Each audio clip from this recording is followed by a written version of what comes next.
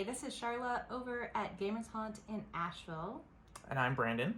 I'm also at Gamers Haunt in Asheville. Whoa. I know. It's pretty crazy. Actually, in Corona times. Strangely enough, this one is not over Zoom. Right, exactly. I'm super excited today because we're going to go over these Challenger decks.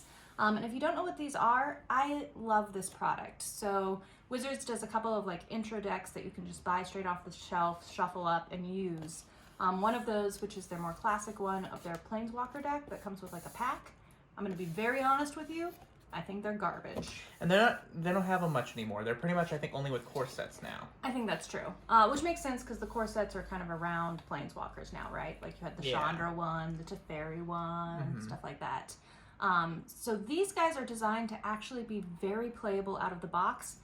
In fact, last year we did a little test with them where someone came and played one at Friday Night Magic and then did a little bit of tweaking and played it at Pioneer and won the Pioneer one. And I've had someone else that came in second, I believe, at Friday Night Magic. They do very, very well. Yeah, these are good, and these are intended to be ready-to-play decks. They have a sideboard and everything. They're ready to play right out of the box, and you can, have some success with them at F&M. And not to mention, I could not build you this deck as cheap as these are. Right. They're, at $29.99? They're $30. And they go, they're based on, like, good meta decks and standard. So Green Stompy, Red Aggro will always be a deck. Azorius Control, and a cool Dimir Rogues one here. They're ready, and we're going to open a couple of them to show you, but we're also going to upgrade them and show you how to upgrade a pair of them to, if you want to put a little bit more into them, they can go even farther and take that next step to be a really competitive deck. Right, which is, I think, one of the things that really makes these a great product, because you can get them very early on and then have great success with them later. Yeah. Success. So, we're going to do with you. Dimir Rogues and Mono Green Stompy. Ooh. So let's start with the Stompy. Awesome. And Brandon spent a good chunk of time figuring out different cards to add to this and stuff. Yeah, we'll show you a couple examples here. Some new packaging on these. They are Become the Beast. Oh, I didn't know they had that. They are, kind of with the exception of the plastic wrapping that the cards are in, these are all entirely, and you have a little deck box here too, these are all entirely recyclable. Way to go, Wizards! I'm so proud of them. Yeah. So much of their product was not recyclable for so long, so yeah. Appreciate that. A little card there at the Gem Razor. Plus you can use this little box as your deck box until you decide to upgrade into less paper. So, here's the main deck. Let's go ahead and crack this open. You can get that open. This is the only part that is not recyclable. Yeah. We also have they did the pull tab on that one, but not on these. I don't know why. For the life of me. We're like, okay, this one we're gonna make easy. This one we're not. I don't know why I'm playing with that. It's a mono green Stompy deck, which means we're going to get big creatures out and smash people with them. You got a pair of this really great mythic land, and it doesn't look like a land because the land's on the back. So you can play this, pay 3 life to bring it an untap for a green, or just play this front side later in the game to just fetch out a big creature. Those lands were introduced in Zendikar and they're awesome. They're exceptional. Kazandu Mammoth are a great thing, also a land on the back, but it's a 3/3 for 3, and then it gets +2/+2 every time you play a land, so that's a huge smasher. And in Mono Green Stompy, you're going to be land hungry, so. Yep. Garrick, you always want to make sure these are great to make sure that you don't miss a land drop early in the game. Stonecoil Serpents, some Swarm Chamblers. There's a little bit of a +1/+1 theme going on in this deck with Scavenging Ooze, which is a great card. Always an all-star. Wildborn Preserver, Yorvo. Yeah, all of these cards get +1/+1. Lovestruck Beast, which has just been an all-star since it came out. It's a 5/5 for 3, which sounds busted, but it can't attack unless you have a 1/1, which it can make this turn before it comes out. Makes a little beauty to it. Yeah, a little beauty, and this is the Beast. That's kind of the thing they're going for there. Really powerful card. Gem Razors to make your things even bigger, give them reach and trample, and get a little bit of disenchant action. Primal Might, make your things bigger, fight something, and just go for a kill shot.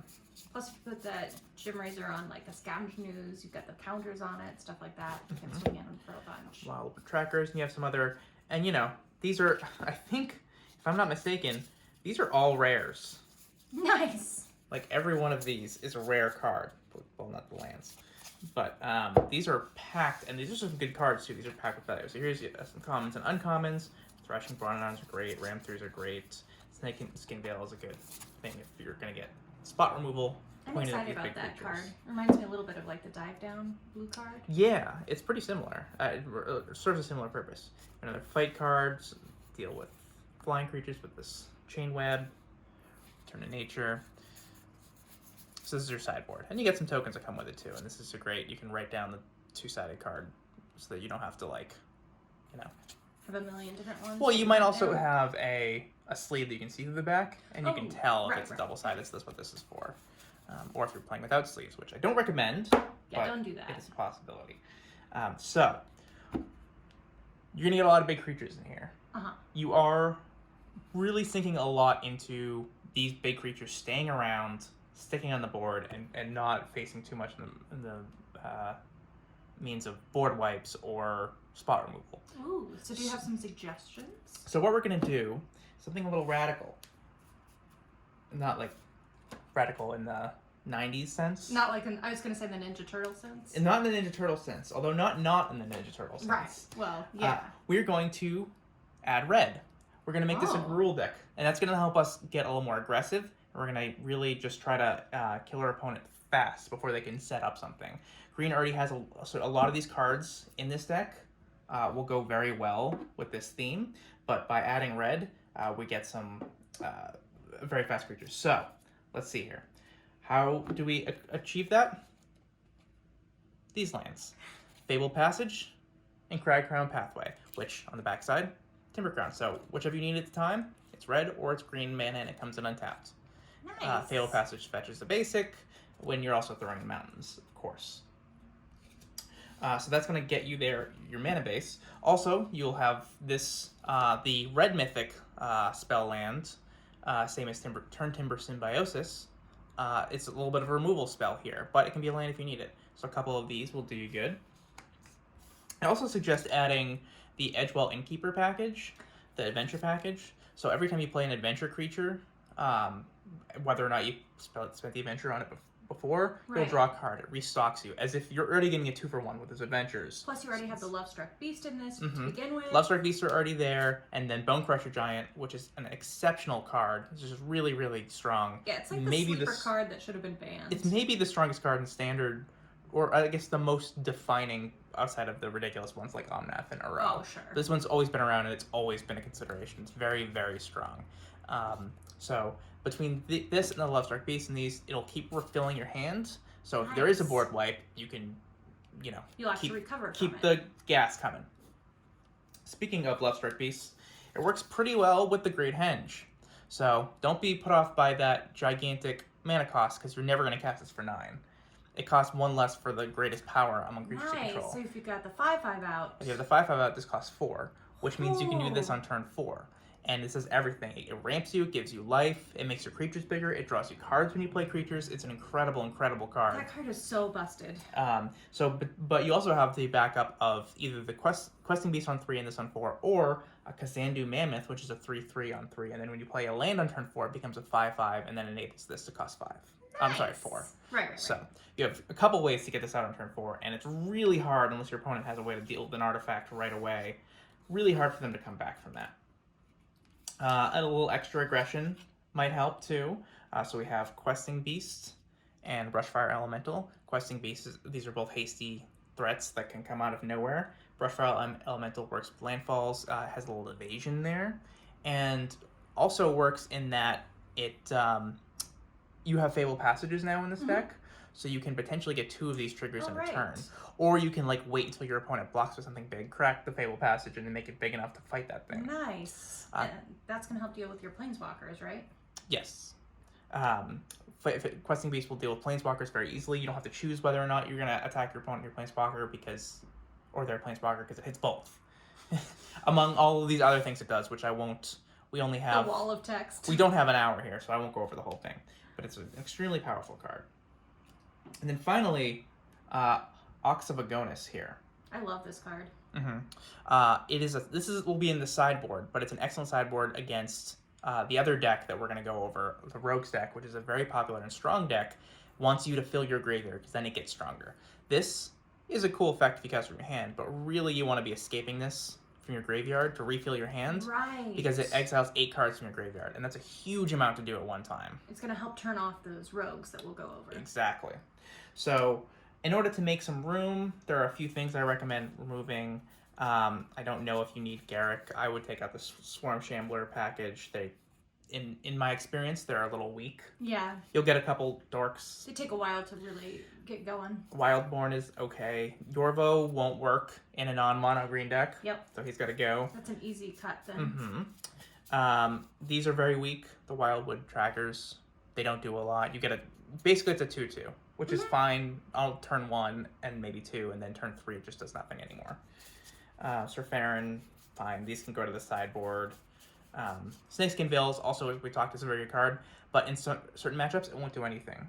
So it is better in the sideboard. Nice. So that is how you can upgrade the mono green Stompy deck from just mono green to Gruul, which is what we call green red.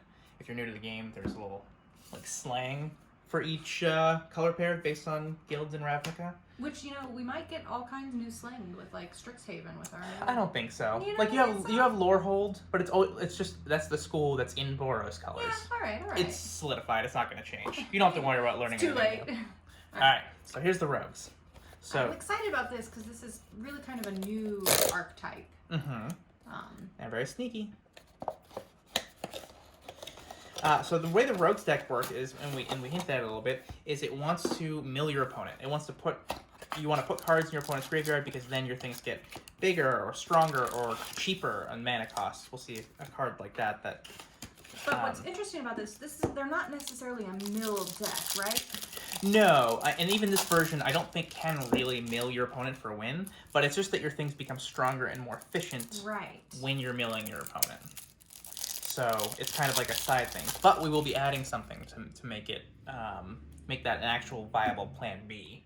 Nice. So for the main deck here, you have this is a rogue creature that can be a land on the backside, a little recovery spell. Rankle is an incredible card. I love that card. Thieves Guild Enforcer, this is an all-star in this deck. With Flash, makes all your rogues mill 2 when they come in. And then this gets, so like for example, like when your opponent has 8 cards in their graveyard, this is a 3/2 with Death Touch instead of just a 1/1. Nice. That's a huge change. Fantress Gargoyle is not in most rogues decks, but it works because it mills your opponent, and then it's a 5/4 flyer for 2 mana once they have enough cards in their That's pretty big deal. Like it's something they'll have to answer for. Nighthawk Scavengers are good. Oh yeah. Just a solid beefy flyer with lifelink and Death Touch. Zerath Stand, you can get a little tricky switching this in with an unblocked rogue to get some value and steal something that you milled from them. Nice. Temples are good lands. You got some basics. Again, a good amount of rares and double face cards there. Merfolk Wind Robbers, which are good to get a little card advantage later or mill your opponent. These are great to hold up if you're holding up counter magic or something, and then you flash these in, and then at your opponent's end step if you didn't need that counter magic, and then on your next turn you just start swinging because this makes all your rogues bigger and helps you mill, and this will very quickly get you to 8 cards. Drown in the Loch might be the strongest card in this deck. I hate that card. Every time I see it, I'm like, no. Because it basically, if you have effectively milled your opponent and they have a good chunk of cards in their graveyard, this basically reads 2 mana instant, destroy a creature or counter a spell. It's so obnoxious. It's extremely good. And you have a little bit more removal here in different flavors. I actually really like the blood. These are all excellent cards. Yeah. I think you maybe lean more towards Heartless Act in the meta. That makes sense.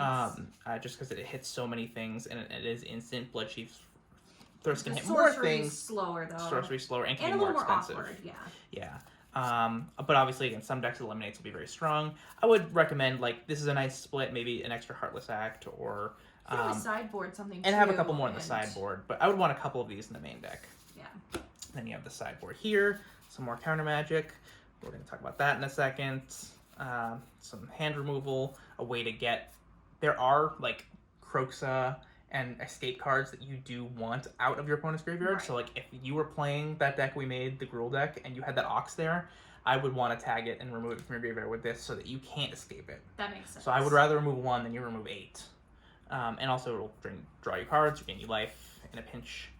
It's an awkward little timing ordering funny. there. Yeah. And then Fairy Rogue tokens. Nothing makes Fairy Rogue tokens. Or Goblin Rogues. I genuinely do not know why they included these. I think because everything else got tokens. They're like, well, now you need to go buy Bitter Blossom. Yeah. Congratulations. $30 plus Bitter Blossom. Okay, so this deck is very strong. There is a version of this that we're going to build that goes in a little bit of a different direction. It definitely has the mill plan. It has the aggressive plan. It's kind of a tempo deck where you're taking small advantages here and there and then overpowering your opponent when they're on the back foot. But we are going to do it with Luris of the Dream Den. Such a good kitty. So, those of you unfamiliar, this is a companion, and don't ignore the text on the card how companion works because they changed it a week after they came out because it was so powerful. All companions now, instead of just being able to cast it from the side from your sideboard, if you meet this criteria in your main deck, you now have to spend 3 mana and put it in your hand. Right. And then you can cast it. So it slows it down a little bit. Yeah, but it makes it not stupid. But this is great because you can then cast a permanent spell, which usually will be creatures, but occasionally there'll be artifacts or even like auras that have that low mana cost.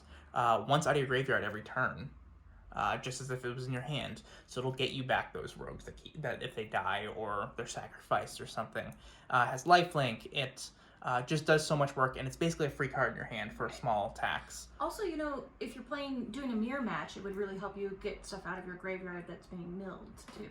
Correct. It's only one a turn, so I wouldn't rely on that as a strategy. But you have this; it's just there. It's going to be always basically in your hand for 3 mana every game. So, in order to do this, though, the requirement is that each permanent card in your starting deck has converted mana cost 2 or less. That means we have to remove a few things. These rogues are going. Rankle's going. Sorry, Rankle. Oh, Rankle. The Scavengers are going. Xerath Sand is going. Oh, man. Yeah. Cleaning house. We're losing a few things, but that's okay. This build is a little more of a creature build. You want to curve on creatures, but the build we're doing is more a tempo and controlling type thing. And so we have all this room. So what are we adding? First off, these are going to the main and we're putting 4 in. Your opponent will very easily, I should say very easily, if you're doing your game plan, your opponent will have 7 cards in their graveyard, and this becomes a 4 mana draw 4 at instant speed. That's really good. We're also going to put more counter magic in here, like Disdainful Stroke, or Negate, or Didn't Say Please, which also mills when it does that. Or Mystical Dispute is a really powerful card as well, especially when against like Ultimatum or other big blue spells. So you have a plethora of these are all for different things. They're all going to attack different things. So, like removal, you'd want to mix in your main deck and your sideboard. So, base that on the meta and maybe look around what other people are playing for their mix. But you have some good counter magic options. But into the story, so when you're not countering something and then you have 4 mana at the end of your opponent's turn, you're just going to draw 4. And it's almost like a new hand.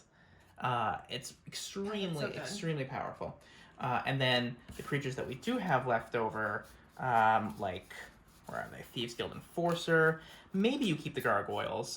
If you're upgrading this a piece at a time, these can stay in for a little bit longer because they do meet the criteria. They work pretty well. They're not as powerful as some of the other things. Soaring Thought Thieves are still here. Your Merfolk Wind Robbers. Those are your creature base, and they, believe me, they look small, but they, especially when you're not letting your opponent do much else, they add up that damage real fast, and especially with a Thought Thief and evasion like flying and Death Touch, they will get the work done. So you will enable this in your mana base.